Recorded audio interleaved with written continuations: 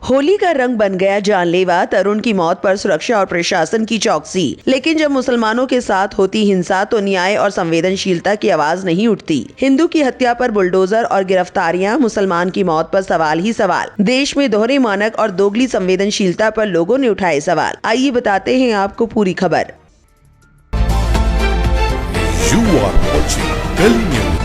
शाहजहांपुर के मऊ रसूलपुर गांव में होली के दिन रंग डालने को लेकर हिंदू और मुस्लिम समुदाय के बीच विवाद हो गया। बताया गया कि कुछ लोग होली खेल रहे थे और उन्होंने एक मुस्लिम व्यक्ति पर जबरन रंग डाल दिया। इसी बात को लेकर दोनों पक्षों में बहस शुरू हो गई, जो धीरे धीरे बढ़कर झगड़े में बदल गई। पुलिस के मुताबिक शुरू में पुलिस मौके पर पहुंची और दोनों पक्षों को समझाकर घर भेज दिया, लेकिन बाद में जब दोनों पक्ष दोबारा इकट्ठा होकर बात करने लगे तो फिर से विवाद बढ़ गया और दोनों तरफ से पत्थरबाजी शुरू हो गई। इस घटना में करीब 11 लोग घायल हो गए। एहतियात के तौर पर पुलिस ने दोनों समुदायों के 20 लोगों को हिरासत में लिया था, जिन्हें बाद में छोड़ दिया गया। इस मामले में दिव्यांशु नाम के व्यक्ति की शिकायत पर पुलिस ने जायद अली, शाहीन अली, अकील अहमद, अजीम, सोहेल, आमिर, महकू और हसरत समेत करीब 100 अज्ञात लोगों के खिलाफ केस दर्ज किया है। पुलिस ने आरोपियों पर भारतीय न्याय संहिता 2023 की धारा 191 क्लॉज 2, 192 क्लॉज 3, 115 क्लॉज 2, 352, 351 क्लॉज 3, 125 और 110 के तहत मामला दर्ज किया है।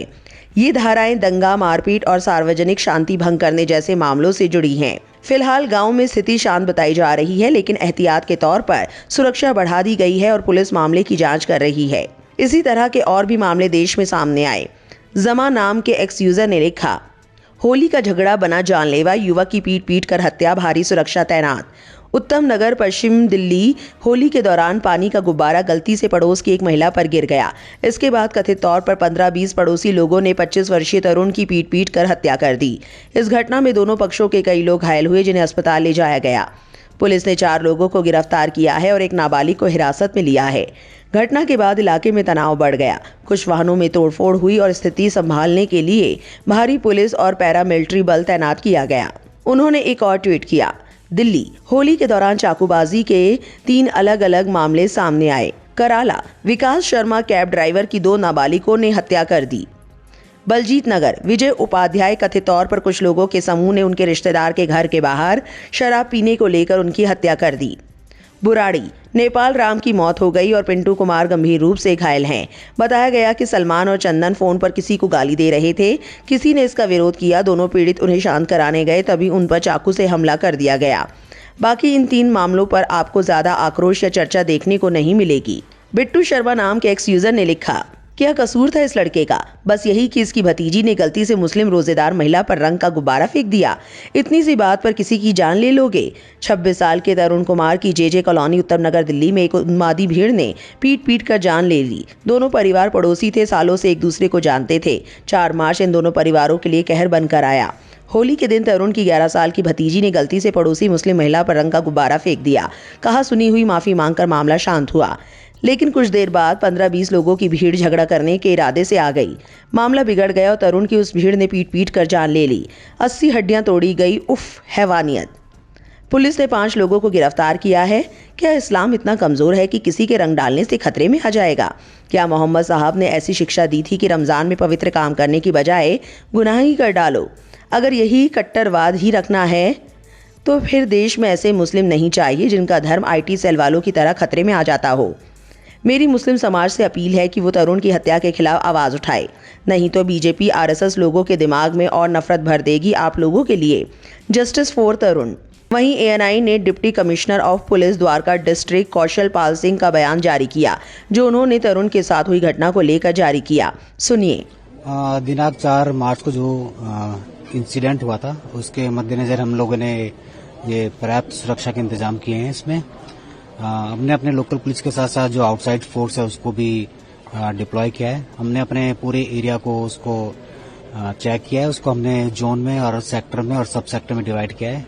जोन के लिए हमने DCP और सेक्टर के लिए ECP डिप्लॉय इसके लिए किए हैं। हमारी पिकेट्स हैं, इसके लिए हमने अपने वज्रवाहन का भी प्रयोग किया है। हमारी मोटरसाइकिल और जो व्हीकल्स है वो लगातार पेट्रोलिंग कर रहे हैं।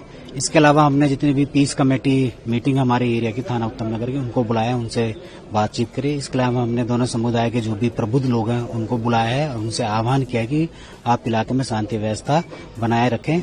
इसके अलावा हम लोग जो लोगों से ये भी अपील करते हैं कि वो अफवाहों पर ध्यान न दें और जो भी उपद्रवी तर्क हैं उनको सपोर्ट ना करें। वहीं तरुण के पिता का इस पर बयान आया, उन्होंने क्या कहा सुनिए। हमारी मांग यही है जी, हमारे बच्चे को न्याय मिलना चाहिए और पुलिस पे अभी भी कोई हमें संतुष्टि नहीं हुई है और मतलब हमें कोई भी ऐसा हमारे घर पे आके पूछे नहीं है कि क्या इंक्वायरी वगैरह कुछ भी नहीं आई है। हमारे बच्चे को मतलब जवान बच्चा था मेरा, वो ख़त्म हो गया, लेकिन पुलिस कोई भी हमें से की पूछताछ के लिए नहीं आई है। और वो कह तो रहे हैं कि 5-6 लोगों को हमने गिरफ्तार किया है, लेकिन हमें ऐसा कुछ नहीं लगता कि उन्होंने गिरफ्तार किया। हमने उनको बोला था कि हमें उनको दिखाओ तो सही कि वो जिनको आप गिरफ्तार किए हो, लेकिन ऐसा कुछ नहीं किया उन्होंने। तो हमें सीबीआई की जांच चाहिए और उन लोगों की ये सपोर्ट कर रहे हैं, उनके घरों की रक्षा कर रहे हैं, हमारी कोई रक्षा नहीं कर रहे हैं ये लोग। और हमारे बच्चा मेरा नौजवान बच्चा था, मैंने खो दिया। अब ये पुलिस वाले, ये जो नेता लोग हैं, ये क्या जाने मेरे बच्चे का दर्द। मुझे जो दर्द है उन लोगों को क्या दर्द होगा। अगर इनका भी कोई बेटा होता तो उनको पकड़ के गिरफ्तार करते या नहीं करते हमें कोई भी उनकी तरफ से कोई मतलब ऐसा नहीं है कि वो हमें संतुष्टि मिले कि हमारे बच्चे के हत्यारों को पकड़ लिया उन लोगों ने। अभी तक हमें कुछ भी नहीं पता कि पकड़ा या नहीं पकड़ा जी। हाँ जी, हाँ जी।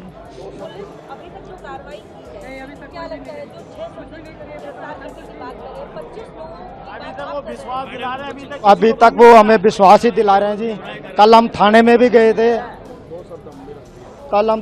गए थे, लेकिन वो थाने का गेट बंद कर लिया था उन लोगों ने और हम फिर सड़क पे गए धरना देने, तो हम सभी लोगों के उन्होंने लाठीचार्ज की है जी। ये तो उन लोगों ने मारा था जी, जो मेरे बेटे को खत्म किया उन लोगों ने मेरे भी मारा था जी। मेरे बच्चा तो बाद में आया था, उसको तो पता भी नहीं था कि वो घर पे झगड़ा हो चुका। वो रात को 11 बजे होली खेल के आया था। मैं कहा बेटा, और मुझे ये नहीं पता था मेरा बच्चा कितनी देर में आएगा। तो वो आते ही उसके ऊपर उन्होंने लकड़ी, लाठों से और लोहे के सरिये, इन सब से 15-20 लोगों ने उसके ऊपर हमला किया जी। और उसको मोटरसाइकिल से उतरने भी नहीं दिया और उसको वहीं पे मार डाला जी मेरे बच्चे को। हाँ, वो यहीं घूम रहे थे जी। मरने के बाद हम तो उसको लेके हॉस्पिटल भागे, लेकिन वो सब लोग यहीं घूम रहे थे और उन लोगों ने, पुलिस वालों ने उस समय उन्हें गिरफ्तार भी नहीं किया और मेरा बेटा उधर हॉस्पिटल में दम तोड़ दिया जी। अभी तक हमें कोई संतुष्टि नहीं है इन लोगों पे, कोई इंक्वायरी नहीं है इनकी। हमारी कोई जांच नहीं की कि क्या हुआ क्या नहीं हुआ हमारे साथ इन लोगों ने, पुलिस वालों ने जी। परिवार बहुत डरा हुआ है। एक एक्स यूजर ने लिखा, भारत के 2 चेहरे। दीपक कुमार एक मुस्लिम की मदद करने आए और अपना नाम बदलकर मोहम्मद दीपक रख लिया, लेकिन तरुण कुमार को बचाने के लिए कोई मुस्लिम नहीं आया। तरुण की क्या गलती थी? उसका 7 साल का बच्चा होली खेल रहा था और उसके फेंके हुए गुब्बारों में से एक गुब्बारा हिजाब पहने एक महिला पर जा गिरा। इसी बीच मुस्लिम समुदाय के लोगों ने तरुण के साथ हुई घटना की निंदा भी की और कहा कि अगर किसी एक व्यक्ति के साथ हुई घटना पर इतनी तेजी से कार्रवाई और सुरक्षा व्यवस्था की जाती है तो वही संवेदनशीलता और न्याय हर नागरिक के लिए समान रूप से होना चाहिए। उनका कहना है कि जब किसी मुसलमान के साथ इसी तरह की घटनाएं होती हैं, तब अक्सर उतनी आवाज नहीं उठती और ना ही उतनी सख्त कार्रवाई देखने को मिलती है। समुदाय के लोगों का ये भी कहना है कि कानून और प्रशासन की कार्रवाई सभी मामलों में बराबर होनी चाहिए, ताकि हर नागरिक को ये भरोसा रहे कि न्याय व्यवस्था सबके लिए समान रूप से काम करती है। जमा नाम के एक्स यूजर ने लिखा, ये उनेस खान है। उनके पिता ने कहा कि अगर यही दुर्घटना हमने की होती तो अब तक हमारा पूरा परिवार और रिश्तेदार अवैध हथियारों के आरोप में जेल में होते और हमारा घर भी बुलडोजर से गिरा दिया गया होता। हमेशा याद रखें, बीजेपी के यूसी वोटर कभी सच में न्याय की बात नहीं कर सकते। हारून खान नाम के एक्स यूजर ने लिखा, ट्रक ड्राइवर आमिर को गौरक्षकों ने गोली मारकर मार दिया। उनैस खान को उसके दोस्त के परिवार ने नजदीक से गोली मार दी। रोशन खातून को पीट कर मार दिया गया। अब्दुल सलाम को भी पीट कर मार दिया गया। लेकिन लोग सिर्फ तरुण के लिए ही न्याय की मांग कर रहे हैं, बाकी लोगों के लिए न्याय कौन मांगेगा? द जयपुर डायलॉग्स ने एक्स पर लिखा, एक एक मुसलमान परिवार को उत्तम नगर से खदेड़ के बाहर कर देना चाहिए या तो उनको घर छोड़ने पर मजबूर कर देना चाहिए।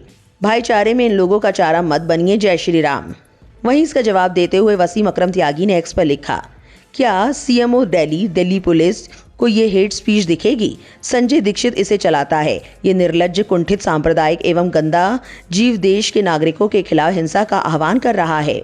इसके खिलाफ HMO इंडिया संज्ञान लेगा। यह सारा कानून और उस कानून की धाराएं सिर्फ दूसरों के लिए ही हैं। वहीं सुरेंद्र राजपूत एक्स पर लिखते हैं, कट्टरपंथी किसी की भी लिंचिंग करे नाकाबिले बर्दाश्त है।